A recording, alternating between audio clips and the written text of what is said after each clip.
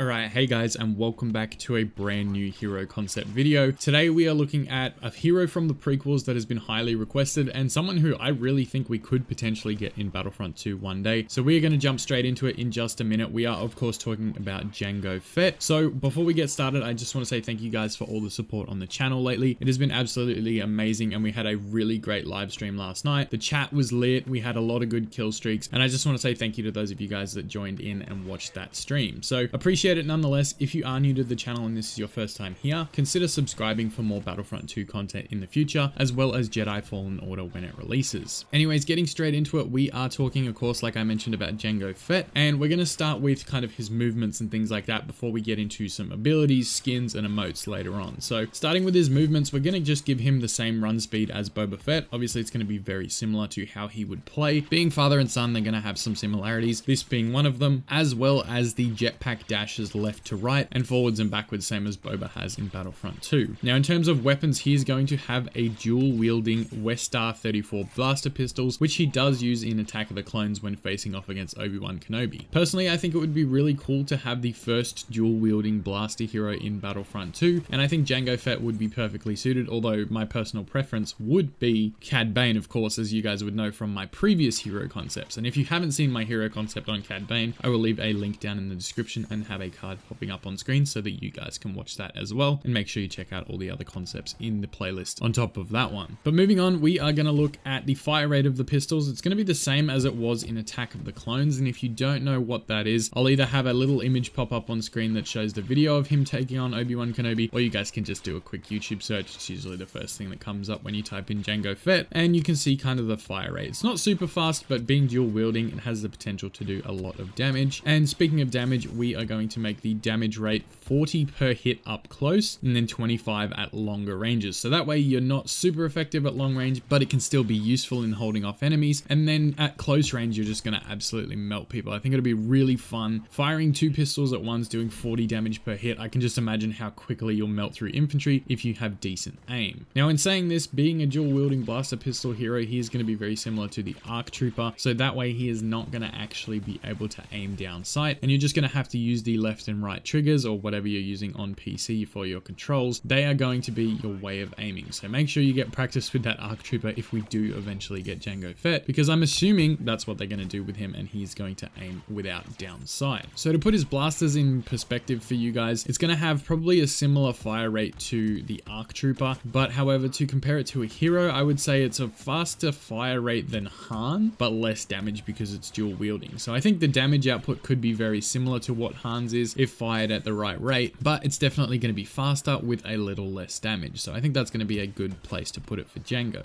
Now, getting into skins, there isn't really a lot that you can go off with Jango Fett. He's usually wearing the same thing most of the time. So we're going to start with the default skin, which is of course just the Mandalorian armor all over. And then with the second skin, we are going to do a helmetless appearance. You know, he's kind of, when he's inside Slave 1, he's got the helmet off and he's got the little band around his head. So I think that's something that they could do as like a helmetless skin. And that would be, you know, like 40,000 credits or something like that. Similar to what they did with Iden in removing her helmet for one of the skins. In terms of abilities, we are going to look at these right now, and of course all the abilities and concept artwork in this video are provided by Jake Henne. He is a good friend of mine and he does whip this up really well and they look amazing. So thank you, Jake. Shout out to him. His details will be down in the description below if you guys want to check him out. Anyways, the first ability on the left hand side is going to be the Fiber Cord Whip, where a turbo projected magnetic grappling hook is used to ensnare an individual, and I love this. He uses this on Obi-Wan Kenobi in Attack of the Clones when they're facing off. I think this would be really cool to be able to just like shoot out this whip and wrap up an enemy and then finish him off with your blaster pistols. That would be something really cool to me. Maybe like shoot it out of the left hand and then only be able to use the blaster pistol in the right hand or something like that would be extremely cool. And it would take a little bit of skill to actually get the hang of it first, but I think once you master that combination of abilities, it would be a lot of fun to use. Now I've put the damage for this at right around 100 with 50 bonus damage with the star card that's going to be equipped, which we will talk about in just a minute. So I think 100 100 damage would be good. That way you can wrap up an infantry and pretty much 1 to 2 tap them with your blaster pistol to finish them off. And depending on whether they're a heavy or a buffed officer, it might take 3 hits. So I think that's a really cool ability and something I can definitely see Jango having if he's ever added into Battlefront 2. Now the second ability is called Explosive Missile, and this is where Jango Fett launches his JT-12 warhead missile using his targeting computer. Now the JT-12 warhead missile is obviously the one that's on the back of his jetpack. I think this would be really cool to be flying up in the air and sort of rotate over and shoot that down on someone would be extremely cool. So I've put that at 160 damage with direct hit plus splash damage. So essentially you could wipe out any infantry except for heavies and buffed officers with this, but then splash damage is going to come into effect as well. So anyone in the vicinity of where this lands to a certain degree is obviously going to cop some damage as well. And I think that splash damage should probably be like 40 or 50 roughly in terms of actual damage. So that could be really cool as well. And I think a lot of people would like to see Jango do half a flip in the midair and then fire this missile down on his enemies. I think that would be a wicked animation to see in Battlefront 2. Now the third ability Jake has here is one that I'm actually going to change. Jake has it as Bladed Grip, where he uses his retractable wrist blades, also seen in Attack of the Clones, where he can attach it to practically any surface for a short period of time. So basically he can hang up on a wall and go off the radar to basically shoot down on enemies. Now in saying this, yes, it's a very cool idea for an ability and I would love to see it. However, I think we need to look at the consideration of the other 2 abilities and make sure that Jango has the ability to use his jetpack. I think that's something that would be essential, but in saying this, I do think we would need a light side jetpack hero first before Jango Fett to be able to counter the Jango Boba problem that we would probably see having 2 dark side heroes that have jetpacks, which could potentially be a problem for people playing light side when you just have these heroes running away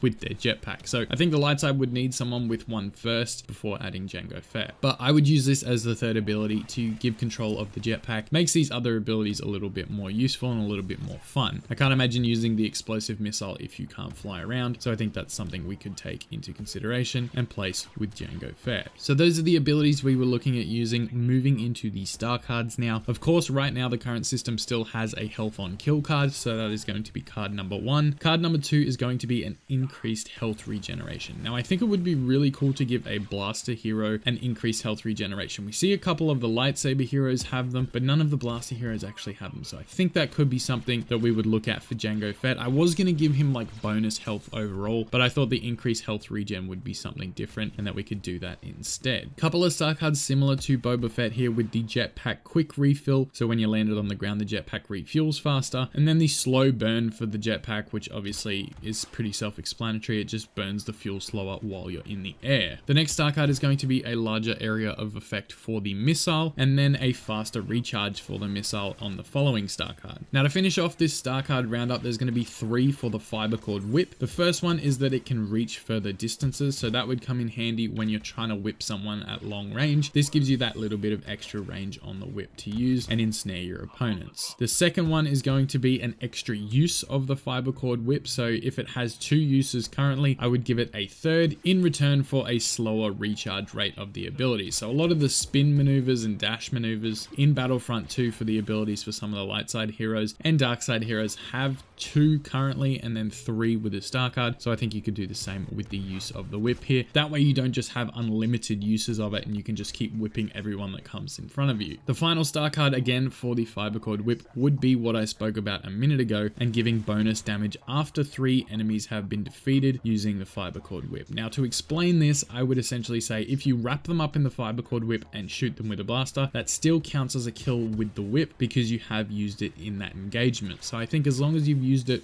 on 3 enemies that you've killed, that would count in giving you that bonus damage, and it would bump the following uses up to 150 so you could one-shot infantry with it, and that would be super satisfying just to whip up an enemy and see it go round their neck or round their body and have them instantly crumble underneath it. That would be really cool to see. So those are all the star cards that we have for Jango Fett. The last thing to talk about is probably a couple of emotes. Now I went back through kind of where we've seen Jango Fett in the prequels, which was only an Attack of the Clones, and what we hear him say, there isn't a lot of dialogue, so there's not much to choose from. There's probably some more stuff in other sources of Star Wars, but I just went through Attack of the Clones and his scenes in that, and I came up with 2 emotes, so if you do know more than this and there's any you can think of, make sure to drop it in the comments section below. But the 2 I got, the first one was, I'm just a simple man trying to make my way in the universe. Classic line, a lot of us use it all the time in just general Star Wars chat, so I think that would be a cool one to have as an emote. And the last one, as he's saying goodbye to Obi-Wan Kenobi before they fight, he says, always a pleasure to meet a Jedi. So I think that if you wipe out an enemy Jedi, that would be a really cool emote to use. It's obviously a little bit geared towards taking on Jedi, but I think it could still be useful as an emote and could still work. So that's pretty much everything I have right now for Jango Fett. I think he could be a really awesome hero to play in Battlefront 2, and I do actually hope we get him at some point. However, in saying that, I think if we were to get Jango, we would definitely need a light side hero with jetpack beforehand or closely following him. So just to keep the balance of the game in check, there are a lot of things currently that aren't balanced, and I think having 2 jetpack heroes on the dark side would make it very difficult for the light side to win any heroes versus villains matches, and it could make it extremely annoying in Galactic Assault if you've got 2 jetpack users flying around at the same time. So that's going to do it for today. Leave a big thumbs up if you enjoyed this hero concept video, and comment down below who you would like to see in the next episode. Subscribe to the channel if you are new and enjoying the content, and I appreciate every single one of you that has watched this video. Thank you so much again. I will see you in the next one, and may the Force be with you always.